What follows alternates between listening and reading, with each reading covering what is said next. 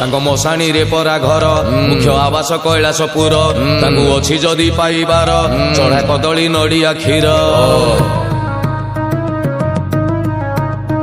ତାଙ୍କ ମଶାଣୀରେ ପରା ଘର ମୁଖ୍ୟ ଆବାସ କୈଳାସପୁର ତାଙ୍କୁ ଅଛି ଯଦି ପାଇବାର ଚଢା କଦଳୀ ନଡ଼ିଆ କ୍ଷୀର ତାଙ୍କ ଭୂତ ଅଟେ ସହଚର ଓ ନାମ ପରା ମହେଶ୍ୱର ତାଙ୍କ ଚାଲ ପିନ୍ଧା ବାବାଟିଏ ସିଏ ବାଉଁଶ ବଳା ଶରୀର ତ୍ରିଶୂଳ ଧରିକି ବାବା କରେ ସଂହାର ଅଛି ଯଦି ପାଇବାର ଚଢା କଦଳୀ ନଡ଼ିଆ କ୍ଷୀର ତାକୁ ଅଛି ଯଦି ପାଇବାର ଭାଇ ପାଳୁଥିବୁ ସମବାର